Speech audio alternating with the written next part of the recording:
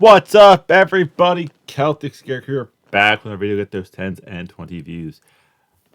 I am on the quest to get my Plague Doctor costume. More than just the store-bought one. I'm getting a London fog jacket and a top hat. But enough of that. You're here for reactions. And my green hoodie doesn't fully vanish, but the bright green does. But today, we are doing a reaction to Mr. Brandon Perner of That's Good Sports. Is that the technical name of the channel? Yeah, That's Good Sports. And no, this is not the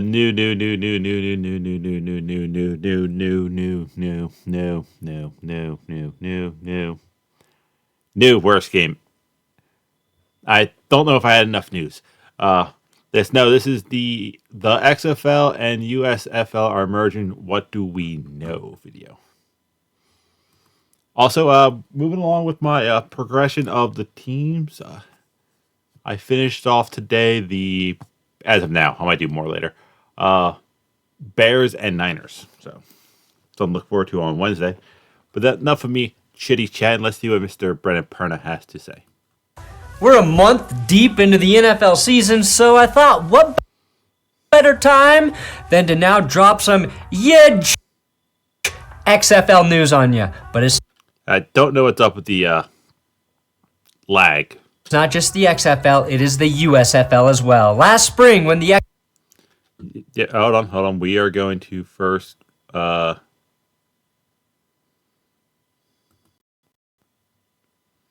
XFL and USFL were going head-to-head.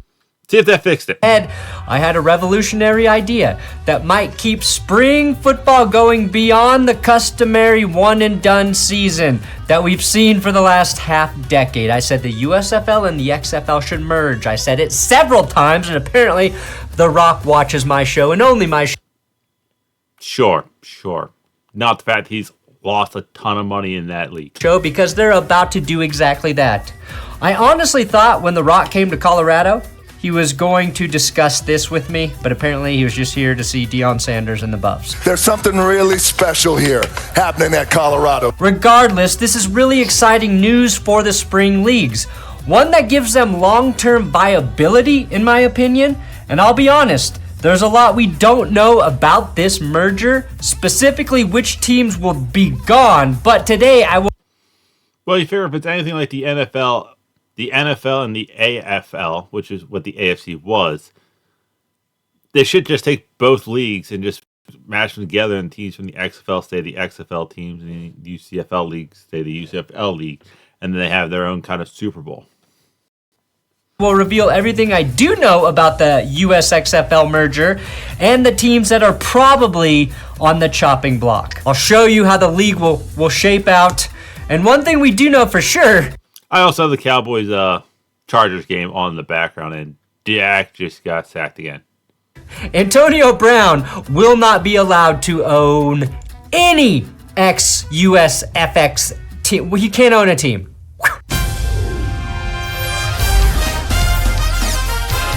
I actually never really watched his intro. It's kind of cool that the dial turns on his.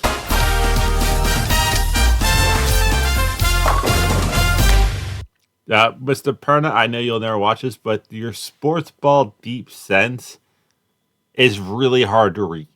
Just throwing it out there. Just in time for the Tank Bowl coming up, I've got this sad bear shirt for anyone wanting a sad bear. And I got the I'm dying inside one for... He has one for the Panthers too. A photo of it. Anybody who feels like a dead horse. And another way you can support this channel, my new coffee, the Fuck the Refs blend. This is a very, very dark roast. You wanted a dark, bold roast? Well, I found... It says light roast on the package. No, sorry. All right, never mind. The yellow flag's down by Darren. I'm the boldest roast I could find for that special Monday morning after your team gets screwed by the officials. Benchwarmerbrew.com. Check it. All right.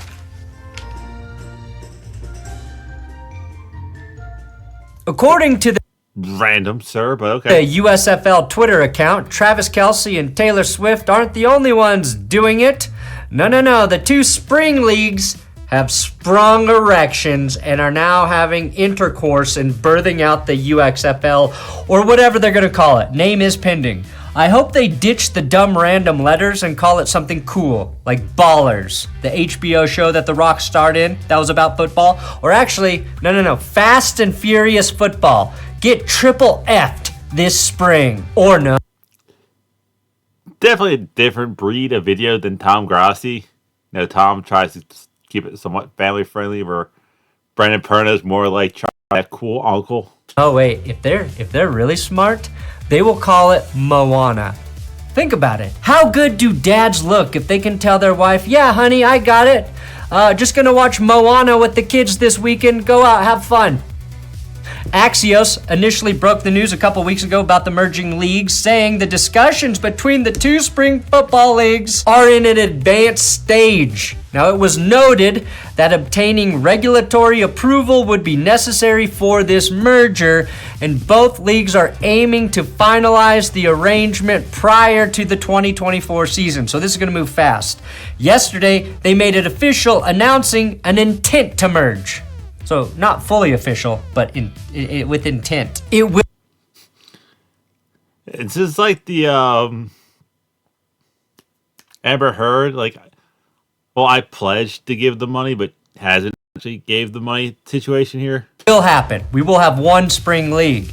And while they cannot offer Travis Kelce and Taylor Swift levels of attention, I'm being told to keep an eye out for Ben Ritchie and Cher. That's right, Ben and Cher. XFL News Hub announced also via Twitter that the games will be broadcast on NBC, ABC, and Fox. So fuck you, CBS. Also looks like ESPN is out. So CBS, ESPN... Which I don't think any of those are actually owned by Disney. ESPN and CBS, I think, are out. And I like that ESPN is not involved because they would sometimes hide games behind ESPN+. I think as long as the games are easy to watch, people will find them and the leagues will thrive. ESPN is easy to navigate. I do it for hockey all the time. Both leagues averaged around 600,000 viewers per game last season. That's about half of what the NBA and MLB games are getting, but close to double of NHL games. So there's viability there with TV eyeballs. Quick question. What else is to watch while this stuff is going on? Because hockey and basketball both end pretty much June. So if you have a summer league, you actually could make money. And I think those numbers will increase if the league sticks around. People need time to develop relationships with teams to become real fans. Now, the merger comes after a year in which both leagues competed directly against each other for eyeballs and sponsors and media attention during the most recent spring season, with their respective schedules overlapping for approximately 2 months. While TV ratings, again, were identical, I feel like fans preferred the XFL. The XFL inaugural season under The Rock was legitimately compelling and entertaining. It's The Rock. All he has to do is stick his name to it and people will watch it. For the XFL, the 2023 season marked a comeback after a period of significant upheaval. Following its brief existence in the early 2000s, the XFL played a partial season in 2020 under the ownership of WWE founder Vince McMahon, only to file for bankruptcy due to COVID. It was subsequently acquired by a consortium led by Danny Garcia and actor Dwayne "The Rock" Johnson, who successfully relaunched it earlier this year. I say all that You say successful, but if he's having to merge, it's not successful. to remind you, the XFL is a survivor. It is like a cockroach. On the other hand, the USFL recently concluded its second consecutive season, hell yes, with the new version of the league making its debut in 2022. Now, XFL chairwoman Danny Garcia expressed her Is that The Rock's ex-wife? I'm not sure. belief in March, prior to her league's regular season, that there was room for both leagues, emphasizing that competition encourages improvement and better care of the athletes, to which I say, liar, liar, one league to rule them all. Also, if I'm launching a spring league, I'm launching it in May. just for the fact that, okay, yeah, playoff hockey, basketball are both going on, but they're going to be over pretty quickly. So you can slow build, and all you got left is regular season baseball. You'll be fine. If the teams merged without cutting any franchises, the US, whatever it's called, would have 16 teams, which feels like a perfect way to keep a solid rotating schedule where teams aren't playing each other too often, and we get a 3-round. I'm just getting started, and I need. No, you Google search one thing, and you get like spammed with the same commercials over and over again on YouTube. Playoff system that truly finds the best champion. Keeping each league as its own conference would be great for rivalry, and with the best XFL team. This is exactly what the NFL did. You can see a lot of videos space being like, yeah, with these two mergers, they should do exactly what the NFL did way back when. Team playing the best USFL team for the championship every year, that would be awesome. That said, there's almost no chance they keep all 16 teams. Both leagues are losing money, and it's just not feasible. Right now, 8 teams are just too few to have a compelling league, okay? There are good teams and bad teams, but no real middle class to buffer the haves and have-nots. The XFL playoffs last year felt a little too random. I loved watching the Arlington Renegades win the championship with Luis Perez, who was a great story, but they got into the playoffs with a losing record at 4-6, and it feels like they got a little lucky, okay? Or just hot at the right moment, and won because that's their trophy. God, that could be in the bracket for worst trophy in sports. Because there were only a pair of playoff games. Now, for the teams that will survive this merger, from the USFL newsroom, these teams appear to be safe. The Arlington Renegades, the DC Defenders, the Orlando Guardians, the San Antonio Brahmas, even though nobody still knows what a Brahmas is. Is it a chicken or a cow? Brahmas. It's the Rock. It's the Brahma Bowl. It's weird. I say be both. Be chicken fried steak. The Seattle Sea Dragons and St. Louis Battlehawks also appear to be safe. The only USFL teams that are safe are the Birmingham Stallions and the Memphis Showboats, which means we could be saying goodbye to the Las Vegas Vipers, the Pittsburgh Maulers, the Philly Stars, the New Orleans Breakers, the New Jersey Generals, and Jersey Generals should be safe. I just think, just spacing wise, you can leave them in there versus like teams with legit like NFL teams. the Houston Roughnecks and the Houston Gamblers. Houston Gamblers. To me, I think you keep both the Gamblers and the Roughnecks, since they have the coolest names, and move one to a different city. Well, what the USFL newsroom is basing these projections on is which teams have secured places to play in 2024. So the above are Wait. You're telling me that like they couldn't work out a deal with at least the Pittsburgh and Philly one with the actual stadium in Pittsburgh and Philly? guesses because we don't know if this merger will roll with the XFL, every team plays in their own city model, or the USFL's hub model. And the teams that are, quote, safe have stadiums, fields, places to play for the upcoming season. I hope that they adopt the XFL model and each team plays in its own city. It may cost more now, but it's the only way to build real fan bases. True. But at the same time, that whole gauntlet of, hey, we're coming here and like 4 games are going to be played is a good way to kind of quickly introduce a league. Which we saw work insanely well for places like St. Louis and DC. Their fans were part of their story. The hub model is just, well, it's lame as fuck. And I mentioned the Gamblers and Roughnecks a second ago, and I actually think they should move both of those teams out of Houston. These teams need to be in cities that don't have NFL teams, cities that want and love football, and I think Omaha, Nebraska would be a slam dunk. And then think places like Albuquerque and Portland. The Michigan Panthers played at Ford Field, where the Lions play last season, and that was cool. And I think they actually worked there. And I think the Lions, if they do well, that will carry into the spring Detroit football. The Panthers, that's kind of what you can say about any team that plays in an NFL stadium, have yet to secure the deal for Ford Field again, so they are also in danger of getting the people's elbow. Yes, and that's how The Rock should announce which teams are gone. He gives each one of their mascots the people's elbow. You figure rock bottom would be better because, they hit rock bottom and don't exist anymore. Go fuck yourself. Speaking of mascots, I swear to God, if you get rid of Blob, if this merger kills Blob, then You said you don't think Philly should have a team, so of course his mascot would go with them. I'm not gonna watch. This video is to save Blob. Save Blob. All right, so the safe bet is a 10 to 12 team league. I think 12 makes the most sense. The Stallions and the Showboats, possibly the Panthers, are the likeliest to survive the USFL. The Renegades in Arlington, the DC Defenders, the Orlando Guardians, the San Antonio Brahmas, the Seattle Dragons, and St. Louis Battlehawks are the safest XFL teams. The talent pool will be stronger with the removal of a few teams.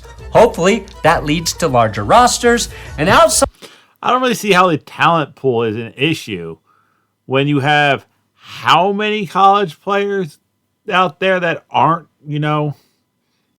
going to the NFL. So you have high level players who are playing D1 football, but just aren't on the NFL level, maybe because of lack of game time, no footage, because they went to D1 or D2, D3, and they go here, they can show off. That way they can actually make an NFL team, which would be their end goal.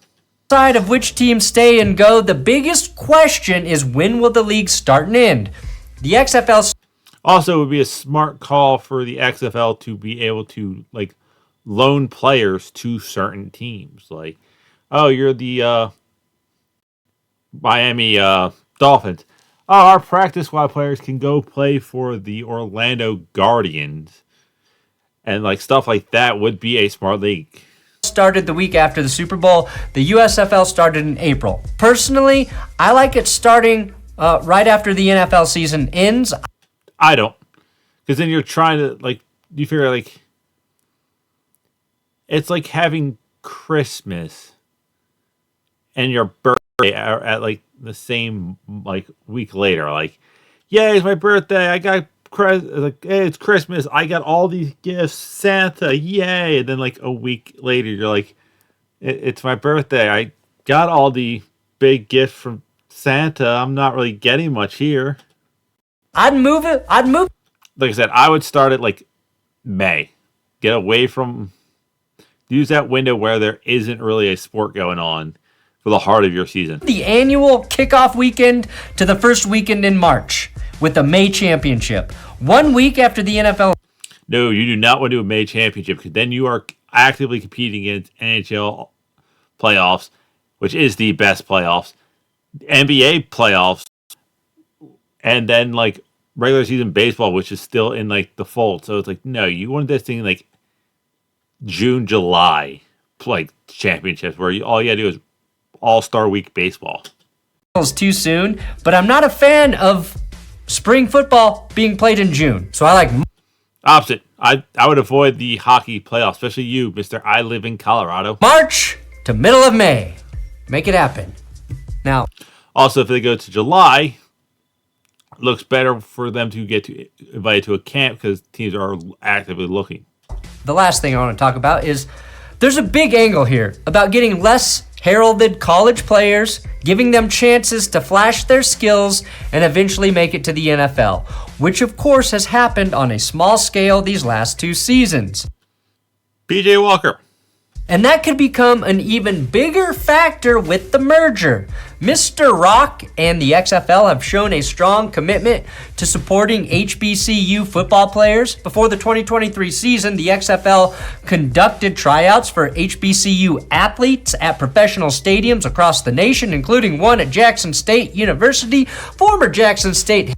Well, they should do kind of a rolling combine for certain, you have to sign up with your college and the fact that you're eligible comes have to be hey, we're eligible and probably pay to go there. Head coach Deion Sanders. Maybe do that at every major, every team's stadium. Do one in Orlando, Miami, Arlington. Maybe you've heard of him. And The Rock emphasized the significance of the XFL in providing opportunities for HBCU players with aspirations of pursuing professional football careers, whether it's in the NFL or through the USFL. Players get better with reps, real reps. Watching film and going through drills at practice can only make a player so much better. It's like jerking off a ton and assuming you'll be good at sex when it I apologize. I knew he would probably go slightly hard in the paint, but not this hard. happens. You need to do it to figure out what you're horrible at. These players need real competition against professional caliber athletes, and the way the practice rules are set up right now in the NFL, fringe players just don't get a big enough chance to sharpen their skills. Ultimately, this is something that the NFL should be fully invested in because it feels like through a month of football, they're Yeah, it's kind of like I said. You allow teams to let their practice squad players designate to a certain team. already been a shit ton of really impactful injuries, and having seasoned backups fill in would drastically improve the product. Also, there's positions like wide receiver and running back. You might not see somebody because he's at a small school, and then bam, he's playing against talent on national television. He can be seen. It's the old why a lot of people went to Notre Dame back in the day. Imagine if, say, Zach Wilson or Trey Lance could have spent scheduled rehab time in the USFL to repair their issues in a lower stakes environment. QB play would be improved in the backup ranks, and it would make games where starters get injured a lot more watchable for fans. This merger is obviously not a threat to the NFL, nor is it intended to be, but I've always found it pretty crazy that football is America's favorite sport, and we only play it for about 5 months out of the year. I do like the fact that hockey's still up here, but I don't think boxing's really that popular. I think MMA should flip the boxing there. But it's like I would just avoid, if I'm any spring league, basketball and hockey playoffs. I've always thought there would be a market for spring football, which the USFL proved back in the early 80s before they made the fatal mistake of going head-to-head with the big dog. But the trickle-down effect of a competent league in the NFL offseason is going to reward everyone involved. It's the AEW WWE thing. AEW being good is going to push WWE. A spring/summer football league would benefit the NFL because then they can go, oh, we didn't get this guy a combine spot, so now we get to see him there. And somehow it will also make Roger Goodell richer as a result. So there you go, Raj. Thanks for watching That's Get Sport. Did the Pernas video? Yeah, my thing, just based off where I live, if me being a giant sports fan that I am, once April hits, I'm gearing up for playoff hockey. If you're anybody who is like a diehard sports fan who has a hockey team, it's playoff hockey. And then I know a lot of people who are diehard basketball fans, it's the same thing. It's like regular season baseball, meh. Like, I am eventually going to do if I rolled over the NBA, and one of the things I would do is push it back so the championships are in the summer, like closer to like the 4th of July, because then the only thing I can beat with is regular season baseball, where I think something like this, like you're trying to compete with hockey at its peak and basketball at its peak, plus the kickoff of baseball. Yeah, it's way too much competition where if you just push it back, you avoid that, and your championship's closer to the 4th of July, you got kids on summer and only baseball. That's it. That's all I have for you. I will see you weird people later.